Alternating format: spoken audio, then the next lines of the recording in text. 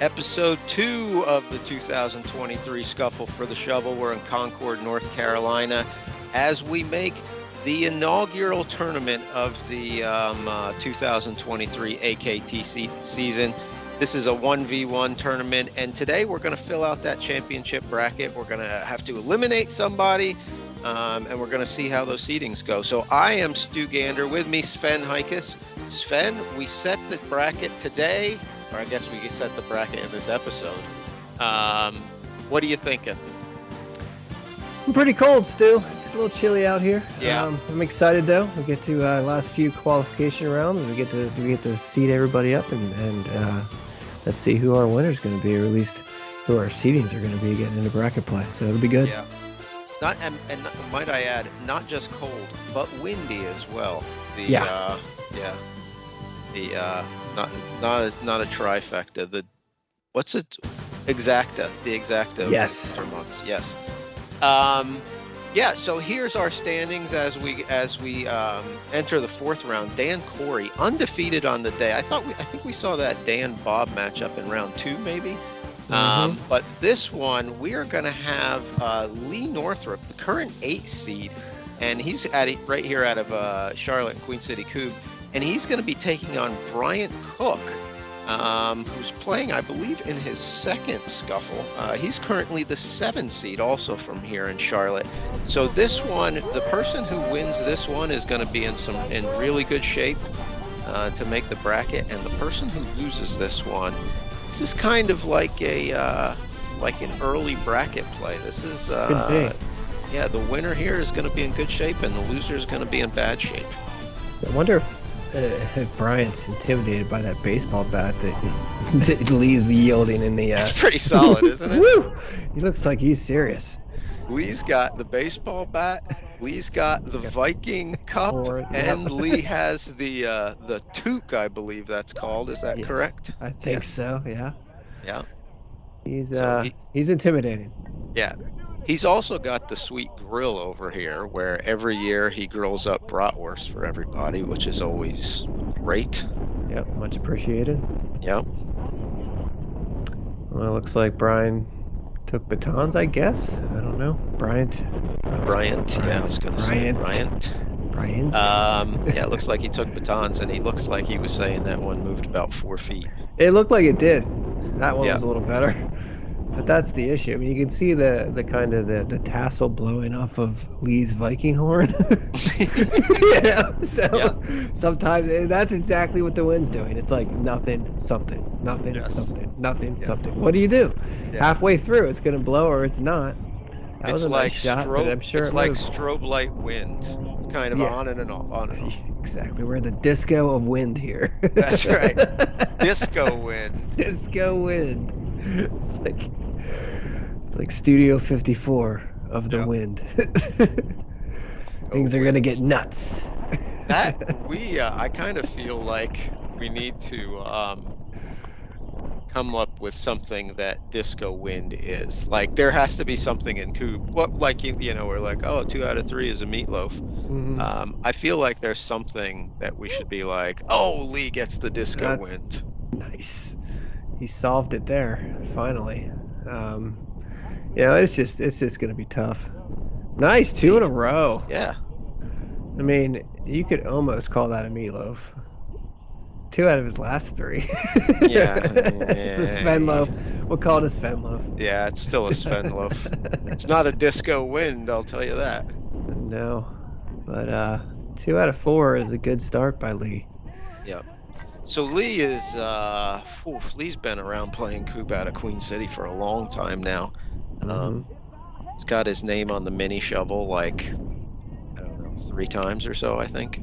It feels like a number of years in a row there he came away with it. Yeah. Of course, cousin Dave picked it up last year. Yes, he did. He was just... He was just a little excited. I tell you, we came to come down here. I didn't realize. I forgot he had it. I forgot he brought it. He's like, I almost forgot the mini shovel. I'm like, I forgot you even had it. It's like good thing. Yeah. Yeah. Other news that I heard earlier today, the shovel is going to be retired after this year. There is apparently a new shovel afoot. In the works. Yeah. Yeah, we had a lot of debate about that last year about, what Mike Davis would decide to do. And I am fully behind that plan. I think it's like a ring of the Stanley Cup. You retire this version, you're down to it'll be full with 8 names on it, and move on to but another with one. the Stanley Cup, a lot of times they add a ring to the bottom, and so the cup, gets like 6 inches taller or whatever. I kind of feel like he should keep the same, what do you call it? Like the handle, the blade. And then keep the handle and put multiple blades on it, and then Stu. It makes sense for a cup. It doesn't make sense for a shovel. I know. So that's multiple blades on the shovel. I don't even know if look, Mike Davis is one hell of a freaking. Oh yeah. He's a master woodworker, and he can pretty much do whatever. I mean, I have total confidence that he could do it. I don't know. I think it would just be one. It might be hard to haul that thing around. Unwieldy? Yeah, a little unwieldy. Yeah. Possibly dangerous in these conditions with the wind. I don't know. This is why I think it's such a great idea. I mean, it's preposterous. So yeah, why not do it? Yeah. So Lee's got an advantage line here apparently. Yeah, down to his last baton here on this turn, I believe. One more. Got one more. But a commanding lead. Very commanding lead, yes. It'd be big to put this one down, especially with this wind. Yeah, he's backing off. I just saw him pants moving, and then he was moving. Just look at that tassel back there. That tells the whole story. Always. If the telestration department would ever come through and get funded, I would love to just circle that tassel back there, so everyone knows what we're talking about. Because Yeah, I agree that a telestration department would be awesome. The problem is I don't have any idea how it would be done. Yeah, I know. I hear you. This is Tuesday night Kubb. It's not Monday Night Football. That's right. We're not quite there yet. That's right. This is Tuesday night Kubb, not Monday Night Football. It's not even Wednesday night Tiddlywinks. It's not. By the way, if you don't subscribe to the Wednesday Night Tiddlywinks channel on YouTube, you are missing out. Yeah, totally. Speaking of subscribers, I feel like we've just been stagnant here for a while. Yeah. You know what happened though with this episode? Well, with this series here, Lee Northrup, obviously playing in this game, did that intro video, which is awesome. It looks legit. Yeah, totally. Yeah. It hasn't gotten us 8 subscribers though. No. So let's just talk real quick about the YouTube game, and we're barely even scratching the surface of being on YouTube's radar. They don't even care about us. In our piddly little 48 subscribers. But you get more subscribers, you get more likes. You're supporting the channel, you're supporting the project of what we're doing here. And that'll all snowball on itself, and hopefully maybe get Kubb into new eyes. Maybe we get some new players out of it. Who knows? There's a lot that can happen if you just smash that subscribe button, as they say, but it just seems like no one wants to do it. I don't know why. It'll spread like the coronavirus. Yeah, that would be fantastic. Yeah. Corona, Kubb Corona. Yeah. All right, so Lee, I'm going. Yes, it's over. Yeah. I was gonna play in a tournament right before then. I think it was East Coast a few years ago. That was like 2 weeks after Corona blew up and whatever. And I was teaming up with this guy, and our team name was going to be Kubbonavirus. And then when, actually we found out, oh, geez, this is a little more than just a little joke. Yeah, we didn't use that name. You can use it now. Now we can. Now, I mean, and then if anyone says anything, be like, what? Too soon? Like, sorry. All right, Lee's got this one right. This is over. This one's over. He's got it right now. Oh, so close. Lee uses the underhand toss on his throws. Yes. His own style. Yeah, Lee admittedly hasn't picked up a baton in probably about a year. Maybe unless he played in the spring fling last year. He might have played in the spring fling. I don't know, but I don't remember. I don't think he did either. I think he told me earlier that yes, the last time he threw a baton was at this tournament last year. So I mean, considering that's the case, he does pretty well. I mean, he's got enough of a game that you don't want to take him lightly. Oh, whew. That was close. The wind might be taking these. They're all missing to the left for the most part. Yeah, that was a nice shot, but one baton too late. Yeah, one baton too late. All right, so one more turn. One more turn. We can talk more about the Kubbonavirus. Coronavirus? Yeah, well, that was the thing with East Coast that year, man. We were right on top of it. I mean, we were supposed to, I think March 25th or 26th was our supposed date, and everything went to hell on the 13th or something. And I was like, ruh-roh. That was a problem. We're the first ones at the Kubb that were like, we might have to do something with this now. This is weird. They have to make an announcement and stuff. We got it in. There was that one night when the basketball player got it, and then all the NHL games were canceled at the last second. Yeah, it was like, whoa. And then all of a sudden they're like, yeah, we're not going to do the NCAA tournament either. We're like, whoa. Yeah. Actually, when they said that we weren't going to do the Masters at the beginning of April, I was like, whoa. Hold on a second. Yeah. We're on a golf course, fellas. Yeah, come on, guys. That's the worst thing could happen. We can't cancel the Masters. This is serious. We're gonna get so much bad, we're gonna get bad comments on this video. We're like, too soon. It's 2023. I thought we were free to joke about this. I mean, they've been joking about this on Saturday Night Live for months. Thought we were good. We're not Saturday Night Live. I'm not saying we are. Just saying I didn't think it was too soon. Yeah. All right, this is over. This is the one right here. Now, so yeah, Brian's still a pretty new player, and it's tough as a 1v1. Yeah, I've actually played with Brian before. You have, and, well, no, Drew has. Yeah, Drew has. And he's actually got a very good 8-meter game for someone who's fairly new to the game. He's got a very good 8-meter game, but the drilling and the blasting, that's not his game. Yeah, and at this point in his and play, I give him a ton of props for coming out here, because I mean, as a new player, and in 1v1, there's nowhere to hide, and it's tough sledding, but he's out here with a great attitude. He's cheering everybody on, and he's a fun guy. I enjoy super Brian nice guy. Mm-hmm. And by the way, we've got some good players here, and so yeah.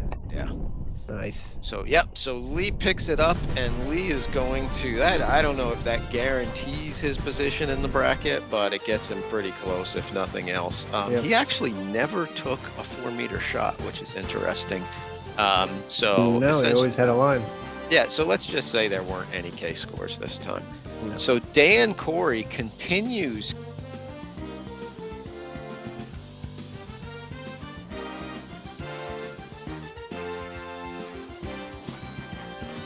Bob Hikus is the 2 seed. I think we saw that Dan-Bob matchup round 2. I think I've said that twice now. But we're going to look at that 7-8, I think, 5-6, whatever it is. We're going to take another look at that. People who are scrambling to get in here. We got Cousin Dave meeting up against Drew Gander, won the Skuffle a couple years ago. Hasn't brought his A game today so far.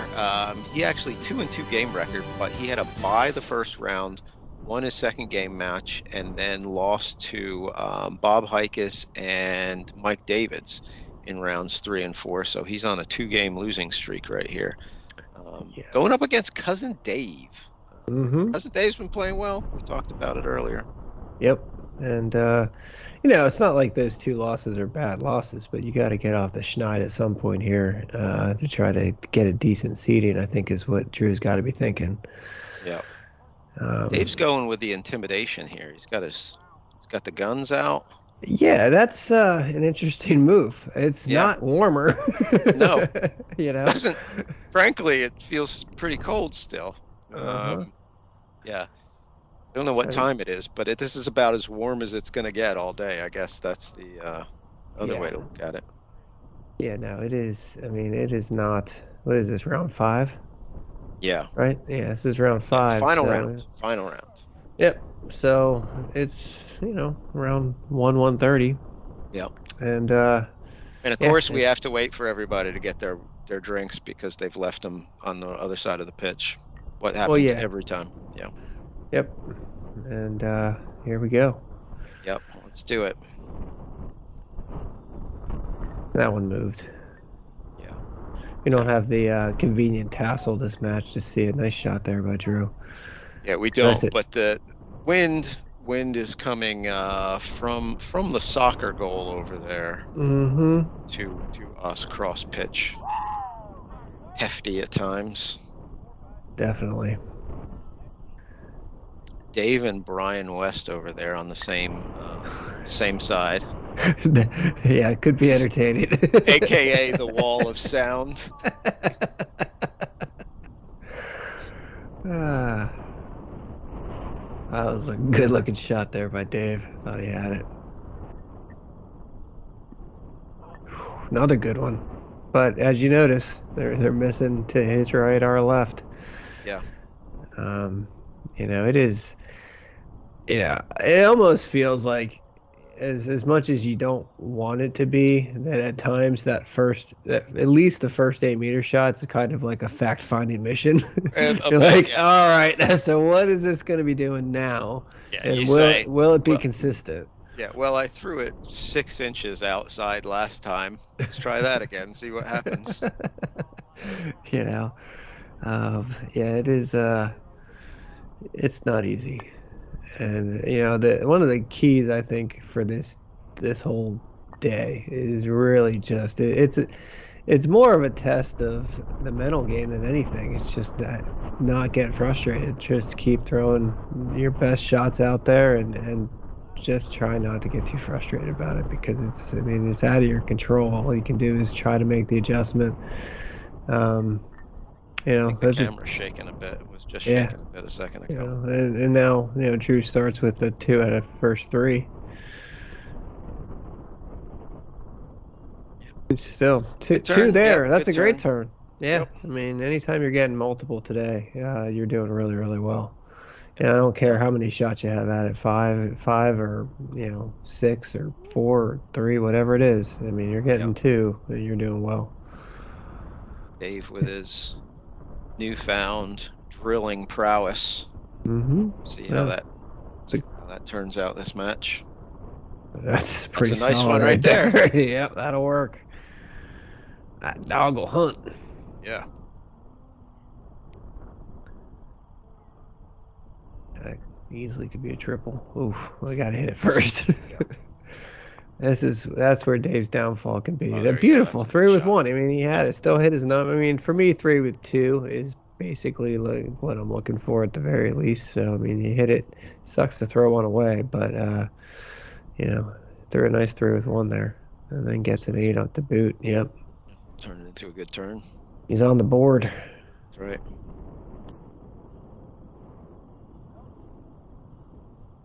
No one would accuse Dave of playing slow, that's for sure. No, that's definitely not the case.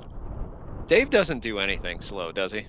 I don't think so. He walks fast, he talks fast, he's got places to do, things to do.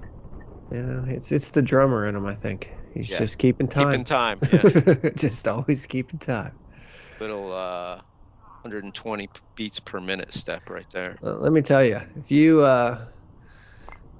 ever have the pleasure, and it is a pleasure, I'm not throwing any shade at Dave here. It's definitely a pleasure. If you ever have the pleasure of spending a solid 8 hours in the car with Dave, you'll know, if you know nothing about Dave going in, you'll know he's a drummer pretty quickly. Because pretty much, yeah, he will be keeping the beat on pretty much every song that comes on the radio. One way or the other on something. As someone who was a drummer for I don't know, 8, 9, 10 years, something like that, I can absolutely assure you that is the case. But it's not like I don't find it annoying at all or anything. I mean, because he's so perfectly dead on. It doesn't, it's just like, oh yeah, there goes Dave. Right on it. A lot of the songs that are on is stuff that he plays live anyway, so it's like he actually does know these songs. But I think it's like I think it's a drummer's thing. I think you start to think like that, and everything you do, revolves around it. Yeah.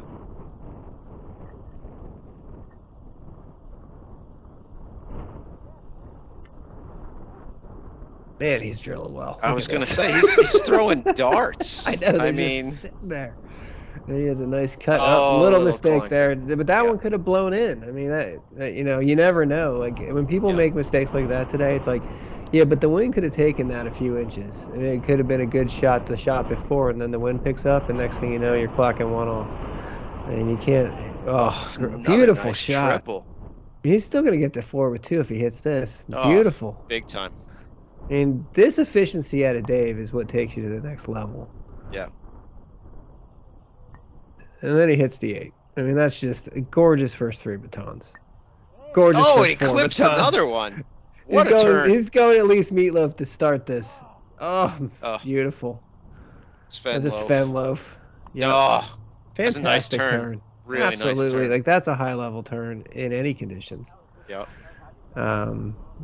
Absolutely beautiful. 4 with 2, and then picks up 2 8s. And I'd be willing to bet you, if the wind wasn't blowing, he might have had a 4 with 1 there. Yeah. I mean, it was certainly tracking that way, and I mean, it just clanked off by a very fraction. Small amount. Yeah, I mean, he just caught the edge of it. But if you're trying to cut it in there close, because it's not like he's get primed back there. It's not like he's getting a ton of movement. So it's like, you gotta ride the edge a little bit, and if the wind takes it just a fraction, that's what's gonna happen. Oof. Same thing with Drew. I mean, you never know. Just been a clacker, but that was there is another factor on this pitch we haven't mentioned yet. There's basically like a hump right around the stake that is it's unique. It's when we set up these pitches this morning, I was like, oh, that could be interesting, but it is what it is, and it definitely can. Yeah, it's a bit of a dome right there where the area that Drew is drilling to. The other side, Dave's side here is I think the preferred side to drill to, I would say. Yeah, I would agree on this pitch. This is really the only one I think that has any major drilling things to think about or to consider. Yeah. When you're picking sides on this one. No. That's a good double. So, that's a triple, I think. Yeah. Yeah. So now you got 2 close ones, but you still have that tumbler back there. 3 in hand, I think. 4 in hand. 1 less in hand right now. He only has 3. Now he's 2.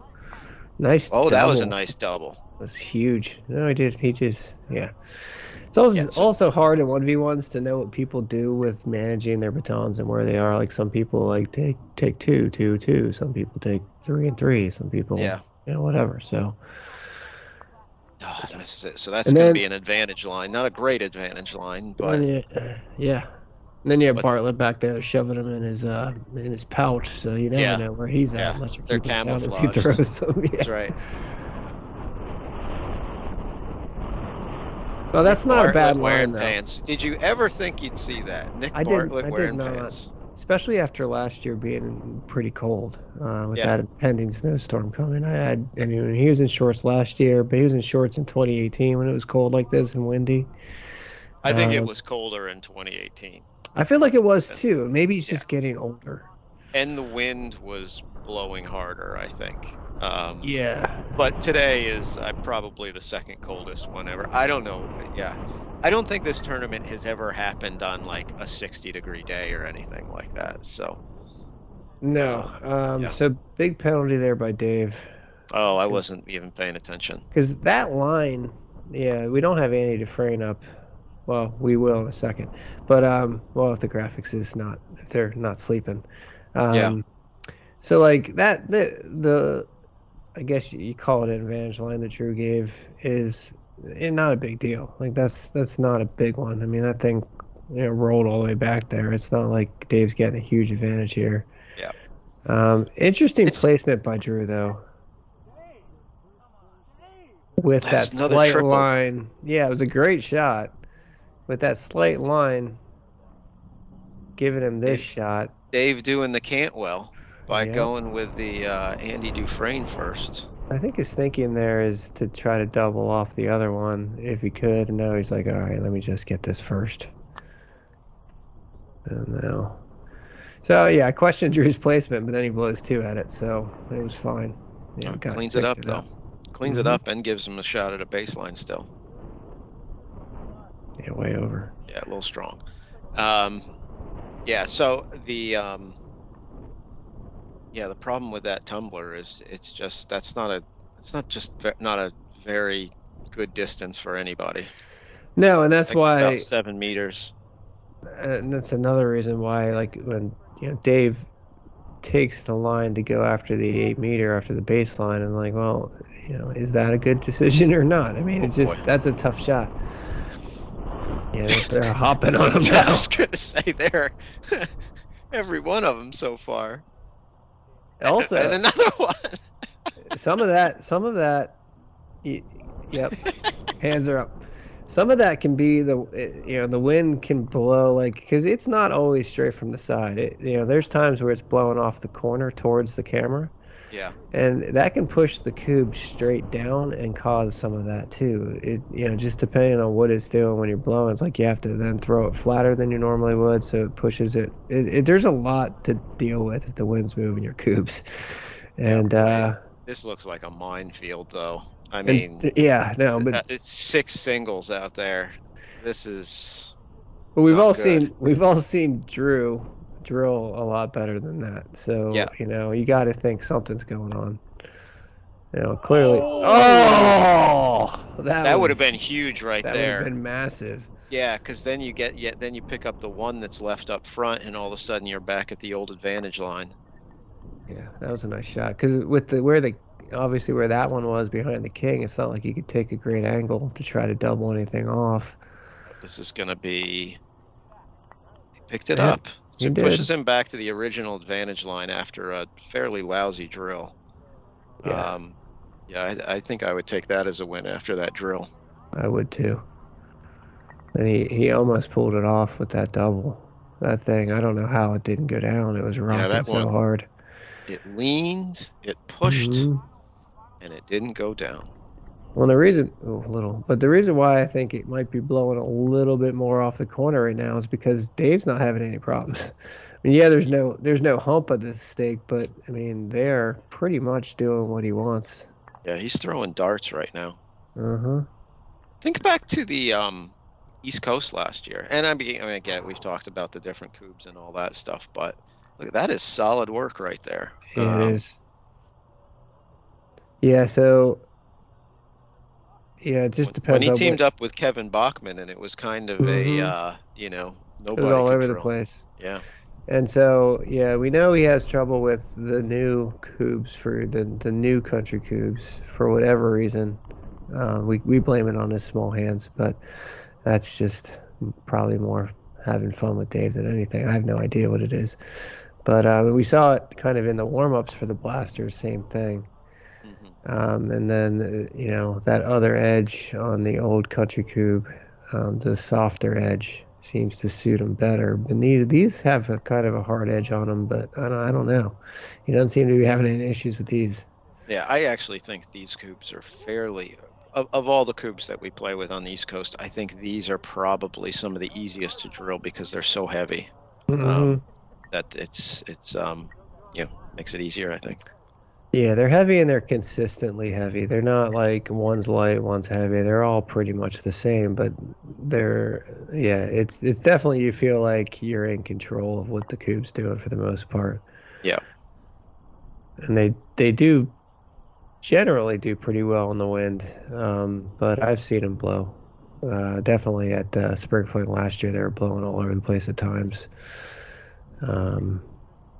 And today, definitely at times.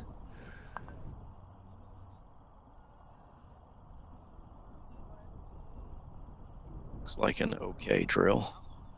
Five to throw with the yeah, we're kind of been stuck at 6 here for a while. 6 in play.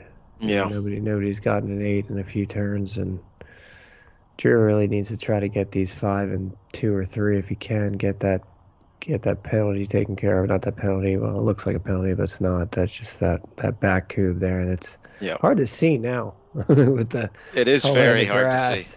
That right is right there. Dave just walked right over it. Telestrator. Yeah. Yeah. Double, I believe. That looked like it might have been a triple. It could have been. Again, the camouflage coupes. It's hard to see. Yeah. That was a nice shot. Yeah, so there was, I don't know, 1 or 2 left in the pile. I think he cleared it. So, yeah. I think so, too. Now he needs to get that back one. That was a mistake from 2 turns ago. Mistake or unlucky, one or the other. Who knows? But this is big. Shots. And he might be able to double this off if he can hit it.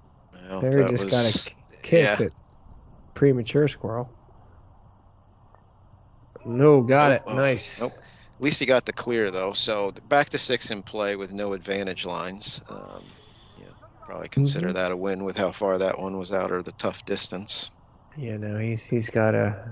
You got to feel good about that, at least, because get one more coupe in play here for Dave, who, again, hasn't had any trouble drilling.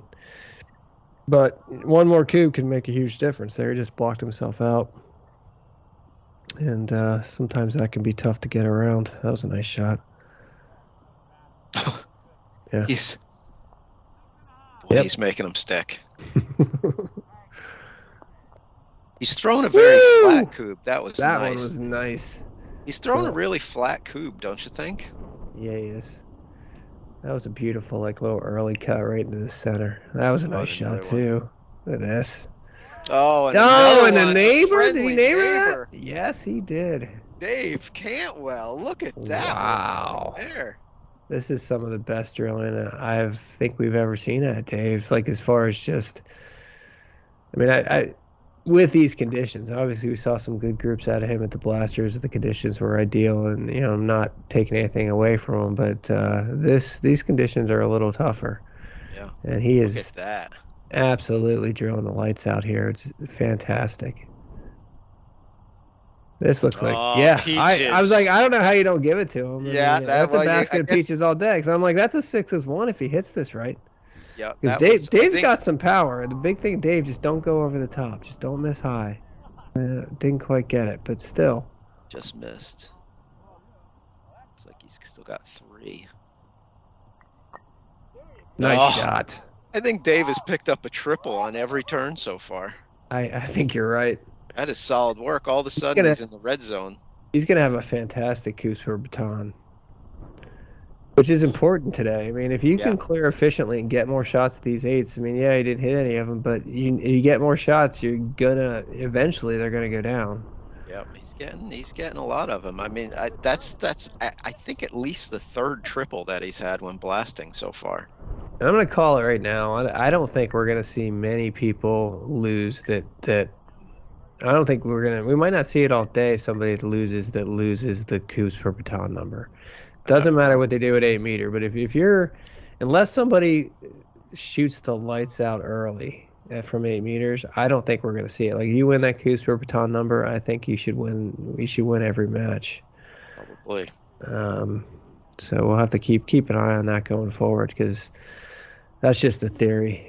Drew looks like he's working on one himself. Yeah, this looks like a great group, great recovery from Drew. And this is again where that mental game comes in. It's like you got to be able to get, all right, it's just another turn, Doesn't matter what happened before. It's your tie is 6 in play. You're still in this game. Yeah, it's a slight mistake, but again, it's hard to really call things a mistake because you don't know what that coup did. I mean, based on the rest of the group, everything looks great. And even in the group that was bad, it's like, well, what if they were all getting blown all over the place? Then you have no control. Yep. So it looks like they're bunched up a little bit. It looks like there's 3 and then 2, then 1. It's not like they're. Unlucky. Oh, that was a little unlucky. It's unfortunate. That was a lot unlucky, actually. Easily could have been a triple. Could have been 5 if he hit that right, I think. Oh, another one. Another single. Oh, no. And now all of a sudden you're looking at... Yeah, now you got... to go single, double, single in a pressure scenario. Yep. Oh, no. Yeah, now he knows it. That gonna be it. Yeah, it's gonna be a problem. That's gonna be a severe problem. I've seen some of his other matches today. This is kind of what he's been doing all day, is getting out to the early lead, and then the blasting is just not working today. And there's just for that reason right there. Oh, and he's down. He's down. He's down. He's out cold. Dave knows CPR. Dave. Oh, Dave brought him back to life. How about that? Oh, look, he's just going to wipe it up. Oh, let's keep playing Kubb. Right there. That's the second year in a row. Dave's giving somebody CPR. Last year it was Lee, wasn't it? It was Lee, yeah. Dave ran over, I think, from a different pitch.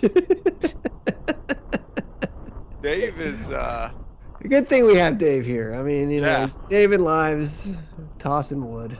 Yep, saving lives and tossing wood. Dave has also received CPR as well. I thought, didn't he, at the Pennsylvania Championships?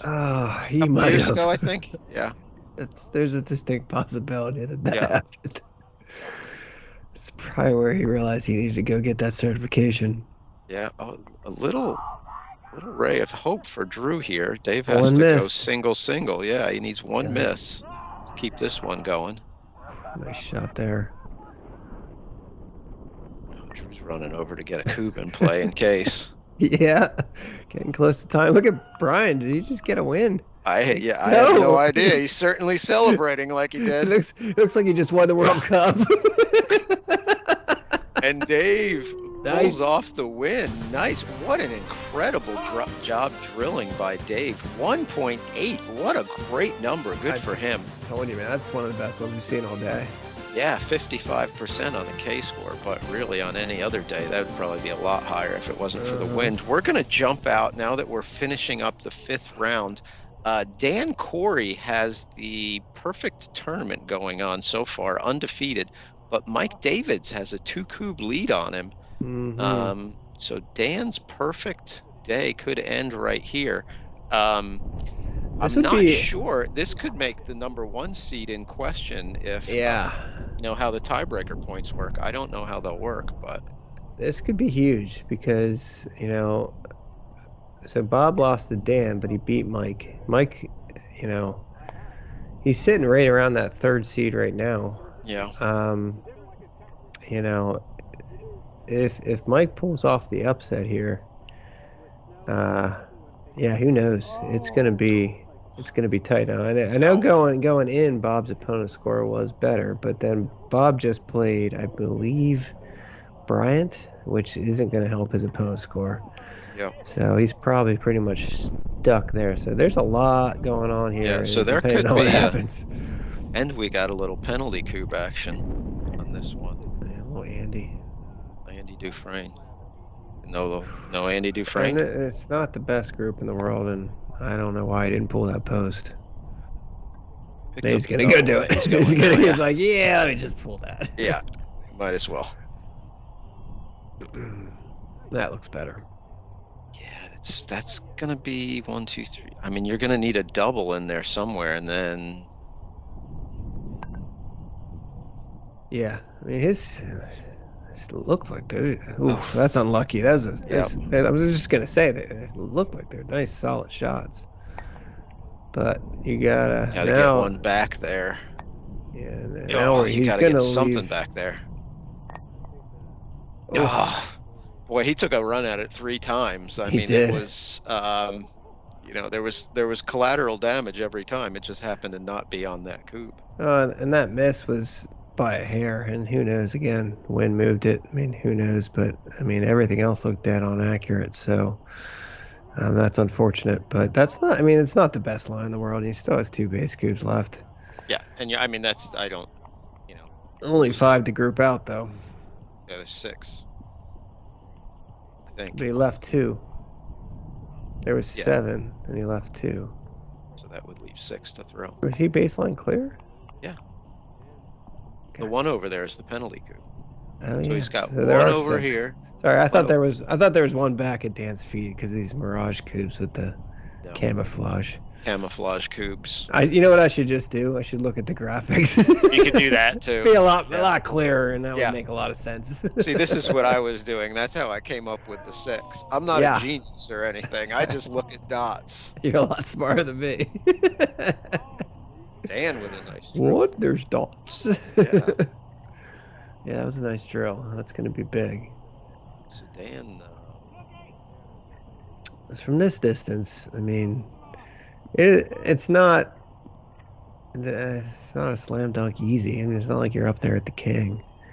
You know what I've seen Dan doing a lot today is, with advantage lines, is making it, he doesn't necessarily take the full. Yeah, he steps back. Yeah, he's been stepping back to try to make it a distance that he feels comfortable with. Yeah, but I don't think he steps back this far.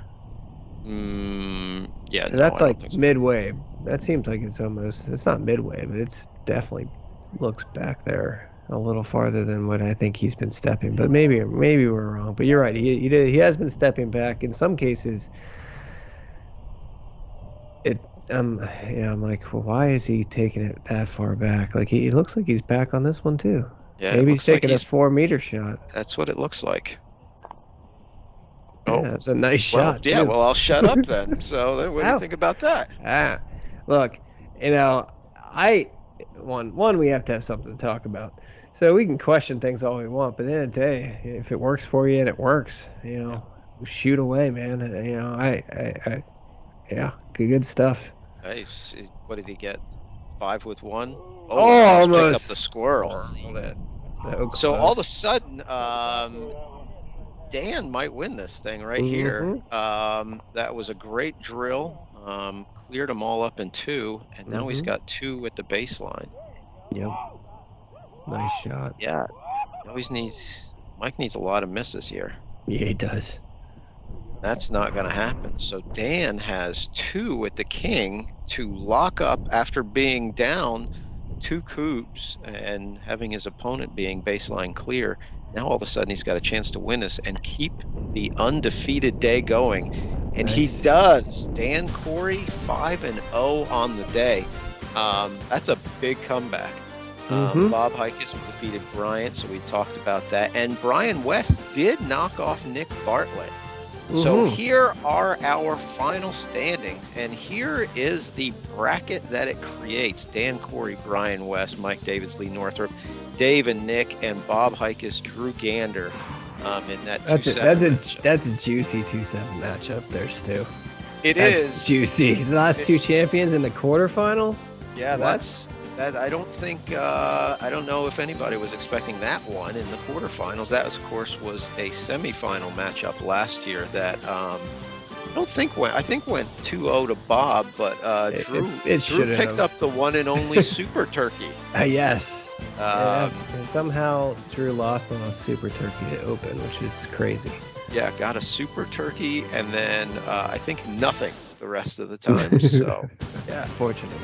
Yeah, so that'll be the quarterfinal matchup. Next week, we're going to have the quarterfinals, and we are going to be in the Kubb zone, of course.